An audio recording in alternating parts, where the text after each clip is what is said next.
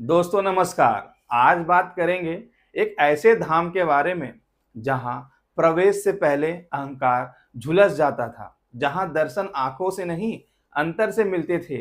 एक सिद्ध तांत्रिक आया जिसे लगा शक्ति ही सर्वोच्च है, पर जल्द ही उसे पता चलने वाला था कि यहाँ दरवाजे लकड़ी से नहीं भाग्य से खुलते हैं। लगभग 12वीं शताब्दी की बात है, जब इस पवित्र भूमि पर हर पल भगवान जगन्नाथ के दर्शन की अभिलाषा लिए श्रद्धालु उमड़ते थे।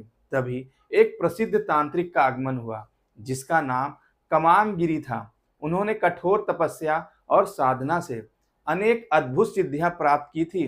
अपनी साधना पूर्ण करने के बाद अब उनकी इच्छा थी भारत के प्रमुख तीर्थ की यात्रा करने की, और उन्होंने निश्चय किया था कि उनकी यह यात्रा भगवान जगन्नाथ के दर्शन के बाद ही समाप्त होगी। अपनी इस इच्छा को मन में लिए कमाम गिरिपुरी पहुंचे। उन्होंने पवित्र मार्कंडे सरोवर में स्नान किया, मन को शांत किया और फिर भगवान जगन्नाथ के दर्शन के लिए मंदिर की ओर बढ़े। परंतु जैसे ही वो मंदिर के सिंह द्वार पर पहुंचे, उन्होंने देखा कि मंदिर का विशाल द्वार बंद है। उनके मन में आश्चर्य और निराशा का भाव उमड़ा। उसी क्षण एक अनुभवी पुजारी उनके पास आए और विनम्रता से कहा, अरे योगी बाबा, अभी भगवान जगन्नाथ जी अस्वस्थ हैं, इसलिए अगले 15 दिनों तक वह किसी को दर्शन नहीं देंगे। जब वे स्वस्थ हो जाएंगे तब यही द्वार खुलेंगे, तब आप आइएगा और प्रभु के दर्शन कीजिएगा। यह सुनकर उस तांत्रिक योगी को अत्यंत आश्चर्य हुआ। उन्होंने अहंकार से भरे स्वर में कहा, क्या जो संपूर्ण जगत के नाथ हैं, जिनका शरीर दिव्य है, वो कैसे बीमार हो सकते हैं? अरे वो तो सबसे बड़े भगवान। यह सारी झूठी मान्यताएं हैं जो आप सबने पाल रखी है। नहीं, मैं यह नहीं मानता, और इन सब बातों को बेकार की बात है जिनका कोई आधार नहीं है। जगन्नाथ जी के दर्शन बंद करना अच्छी बात नहीं है। चलो दरवाजा खोलो, मैं अभी दर्शन करना चाहता हूँ। पंडित जी ने शांति से उत्तर दिया, अरे बाबा, शायद आपको नहीं पता, अभी भगवान जी आराम कर रहे हैं। हर साल में ऐसे 15 दिन होते हैं जब सिर्फ खास पुजारी ही उनके पास जा सकते हैं और उनकी सेवा कर सकते हैं। किसी और को अंदर जाने की इजाजत नहीं होती। यह नियम बहुत पहले से चला आ रहा है। यदि किसी को जगन्नाथ जी के दर्शन करने हैं तो उसे 15 दिन तक की प्रतीक्षा करनी होगी। यही राजा का भी आदेश है और उनकी आज्ञा के बिना हम द्वार नहीं खोल सकते। यह सुनकर कमाम गिरी ने राजा से मिलने का निश्चय किया। उस समय उड़ीसा में गंगा वंश के धर्मात्मा राजा कामेश्वर देव का शासन था। पुरी से लगभग 50 मील दूर सारंगरा में राजा का निवास स्थान था। कमामगिरी तुरंत उस ओर चल पड़े।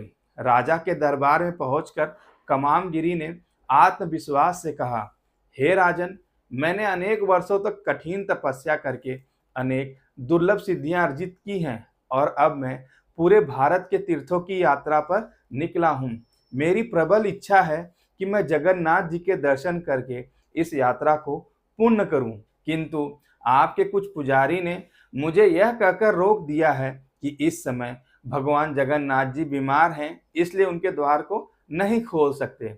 हे राजन, मुझे नहीं लगता ऐसी बातों की वजह से किसी भक्त को भगवान के दर्शन से रोका जाना चाहिए। आपसे विनती है कि आप मंदिर का दरवाजा खुलवाइए ताकि मैं भगवान के दर्शन कर सकूं।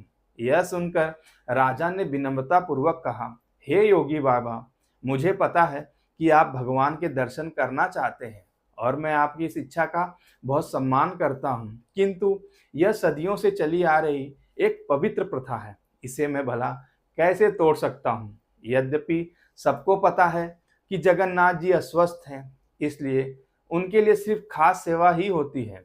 उस समय बस कुछ खास पुजारी ही अंदर जा सकते हैं और किसी को भी अंदर जाने की इजाजत नहीं होती है। यह भगवान की सेवा का एक खास हिस्सा है। राजा की बात सुनकर कमामगिरी का अहंकार और बढ़ गया। उन्होंने कहा, नहीं नहीं, मुझे विश्वास है ऐसी कोई विशेष पूजा अंदर नहीं चल रही है। भले ही सामान्य लोग अंदर नहीं जा सकते, लेकिन मैं अपनी योग शक्ति के माध्यम से अंदर जा सकता हूँ, और मैं आपको यह बात सिद्ध कर दूंगा कि भगवान जगन्नाथ जी बीमार नहीं हैं और ना ही अंदर ऐसी कोई निजी सेवा हो रही है। आप मेरे साथ पुरी चलिए, मैं आपको दिखाता हूँ। किंतु राजा ने उनकी बात मानने से इनकार कर दिया। अंततः अपनी बात को सत्य साबित करने के लिए कमामगिरी एक विशाल बरगद के पेड़ के पास गए और उस पर चढ़ गए। अपनी अद्भुत योग शक्ति के बल पर वे उस पेड़ पर सवार होकर आकाश मार्ग से पुरी की ओर उड़ने लगे।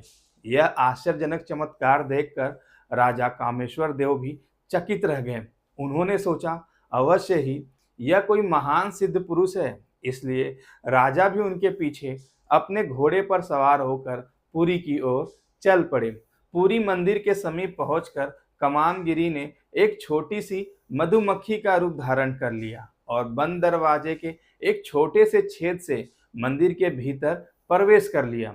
अंदर जाकर कमामगिरी ने देखा, वहां एक बहुत ही सुंदर कमल का फूल था जो 8 पंखुड़ियों वाला था और उसके ऊपर एक दिव्य देवी बैठी हुई थी। कमामगिरी को उस देवी में कोई अजीब बात नहीं लगी, लेकिन क्योंकि वो उस समय मधुमक्खी बने हुए थे, उन्होंने कमल का फूल बहुत ही अच्छा लगने लगा और वह उसके अंदर चले गए। जैसे ही वो अंदर पहुंचे, कमल की पंखुड़ियां अपने आप बंद हो गई और कमामगिरी उसमें फंस गए। वह बाहर निकलने की बहुत कोशिश करने लगे, लेकिन कुछ काम नहीं आया। अब उनकी सांसें तेज होने लगी थी। अब उन्हें समझ में आने लगा था कि उन्होंने बहुत बड़ी गलती कर दी है। आखिर में जब कमामगिरी बहुत परेशान हो गए और उन्हें लगने लगा कि अब वो बाहर नहीं निकल पाएंगे, तब उन्होंने भगवान शिव का स्मरण किया, जिन्हें वो कमामेश्वर महादेव कहते थे।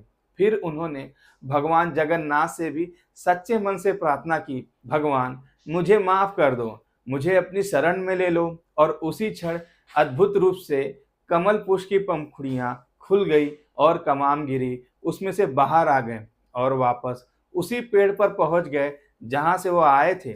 इतने समय तक कमल के अंदर रहने के कारण वह बहुत थक गए थे, इसलिए उन्होंने वहीं बैठकर थोड़ी देर आराम किया। अब कमामगिरी को अपनी गलती का पछतावा होने लगा था। उनके मन में सवाल घूमने लगे थे कि अब मैं राजा के पास कैसे जाऊंगा, मैं उन्हें क्या कहूंगा। उन्होंने सोचा, मैंने तो एक बहुत पुरानी और पवित्र परंपरा को तोड़ने की कोशिश की थी। यह सोचते सोचते उन्होंने तय किया कि एक बार और मंदिर के अंदर जाकर मुझे देखना चाहिए, वहां सच में आखिरकार हो क्या रहा है। शायद इस बार उन्हें सच्चाई पूरी तरह समझ में आ जाए। फिर कमामगिरी मंदिर के पास पहुंचे और इस बार उन्होंने अपनी योग विद्या से खुद को अदृश्य बना लिया, यानी अब कोई उन्हें देख नहीं सकता था। जैसे ही खास पुजारी मंदिर के अंदर जाने लगे, कमामगिरी भी चुपचाप उनके साथ भीतर चले गए। पुजारी उन्हें नहीं देख सके, किंतु जगत के नाथ भगवान जगन्नाथ तो सब कुछ देख सकते हैं। अंदर जाकर कमामगिरी ने देखा कि चारों ओर 8 दिशाओं में 8 देवियां खड़ी थी। उनके शरीर पर चमकते हुए गहने थे और वह सब मंद मंद मुस्कुरा रही थी, जैसे उन्हें पहले से पता हो कि कमामगिरी आ रहे हैं। यह सब देखकर कमामगिरी बहुत डर गए। उनके चेहरे पर पसीना आ गया और उनकी सांसें तेज चलने लगी। डर के मारे वो तुरंत उस जगह से बाहर भाग गए। कमामगिरी बिना समय गवाए अब राजा के पास पहुंचे और बोले, हे राजन, सच में यह जगह बहुत ही चमत्कारी है। आज मैंने अपने आप भगवान जगन्नाथ की लीला को देखा है और समझा यहाँ पर मेरी सारी तंत्र साधना विफल हो गई है। मैं यह सोचकर आया था कि मैं सब कुछ जानता हूँ, लेकिन भगवान की लीला के आगे मैं हार गया और मैं अपनी भूल को स्वीकार करता हूँ और आपसे तथा भगवान जगन्नाथ से अपने अहंकार के लिए क्षमा मांगता हूँ। अब मैं अपना पूरा जीवन इसी पूरी धाम में बिताना चाहता हूँ। कृपया मुझे यहाँ रहने की जगह दीजिए। इतना कहकर कमामगिरी ने वह सारी अलौकिक घटना राजा को कह सुनाई जो उन्होंने मंदिर के अंदर देखी थी। इस घटना के बाद कमामगिरी ने अपना सारा अहंकार त्याग दिया और आजीवन जगन्नाथपुरी धाम में निवास किया। भगवान जगन्नाथ की शरण ग्रहण की बाद में कमामगिरी ने पुरी में एक छोटा सा मठ बनाया, जहां उन्होंने भगवान कामेश्वर महादेव को विराजित किया। वह अब हमेशा वहीं रहने लगे और भगवान जगन्नाथ की सेवा में लग गए। आज भी वो मठ पुरी में है। थोड़ा पुराना हो गया है, लेकिन वह आज भी उस योगी की कहानी याद दिलाता है। यह कहानी हमें सिखाती है कि भगवान के सामने घमंड और ताकत कुछ भी नहीं है। सच्चे मन से की गई भक्ति और समर्पण ही सबसे बड़ी शक्ति होती है। उम्मीद करता हूँ आपको यह कहानी पसंद आई होगी। ऐसी ही कहानी के साथ फिर आपसे मुलाकात होगी। तब तक के लिए बहुत बहुत धन्यवाद।